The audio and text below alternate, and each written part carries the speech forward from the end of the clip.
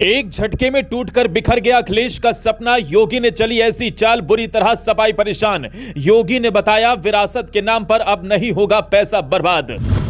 जिसे समझ रहे थे अखिलेश सपा कार्यकाल की जागीर, उस पर लगा योगी ग्रहण। लिया ऐसा कैबिनेट में फैसला, हर कोई जानकर रह गया दंग।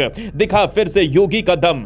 जी हां, यह सच है, क्योंकि योगी सरकार ने वो कर दिखाया है जिसने अखिलेश की रातों की नींद उड़ा दी है। शिवपाल से लेकर डिंपल ने सोचा भी नहीं होगा, उससे बड़ा फैसला लेते हुए योगी ने एक झटके में अखिलेश के सपने को बिखेर कर रख दिया, जिसने सपाइयों की टेंशन बढ़ा दी है। क्योंकि जिस प्रोजेक्ट को कभी अखिलेश यादव अपना ड्रीम प्रोजेक्ट बताते नहीं थकते थे, आज उसी जेपीएनआईसी को योगी की सरकार ने सिस्टम के हवाले कर दिया। और यह फैसला सिर्फ एक इमारत का नहीं, सिस्टम को साफ करने की कसम है।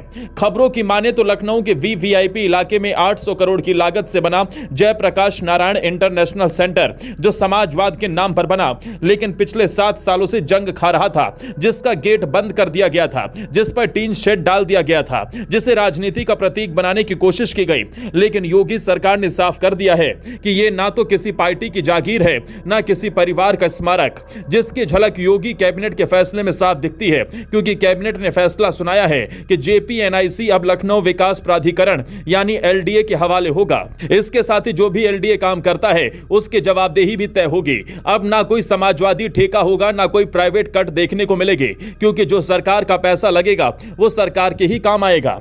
इतना ही नहीं, खबर तो यह भी है कि योगी ने सोसाइटी भंग कर दी है और कहा है कि अब इस प्रोजेक्ट का हर पैसा लोन की तरह एलडीए चुकाएगा, यानी एक एक पाई का हिसाब होगा।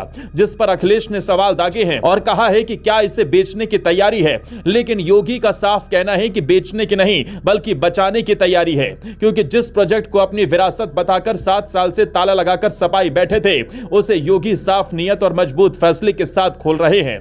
बताया जा रहा है कि एलडीए को पूरा अधिकार मिला है कि इसे निजी साझेदारी से पारदर्शिता से चलाएं, और जो पैसा अब तक खर्च हुआ है यानी करीब 821 करोड़, वो लोन की तरह धीरे धीरे सरकार को लौटाया जाएगा। अब जेपीएनआईसी में ऑडिटोरियम भी बनेगा, खेल परिसर भी, कन्वेंशन सेंटर भी और मल्टी लेवल पार्किंग भी। लेकिन अब कोई फोटो नहीं लगाएगा, अब वहां लगेगा उत्तर प्रदेश का नाम और उसकी पहचान होगी, जो योगी मॉडल में साफ दिखती है। ये वही योगी हैं जिन्होंने लोक भवन का कब्जा छुड़वाया, माफियाओं से सरकारी जमीन खाली करवाई और अब उन इमारतों को विकास के मॉडल में बदल दिया है। हालांकि अखिलेश का यह भी कहना है कि अगर बिकेगा तो हम खरीद लेंगे, जिसका जवाब बीजेपी नेता ने दिया है।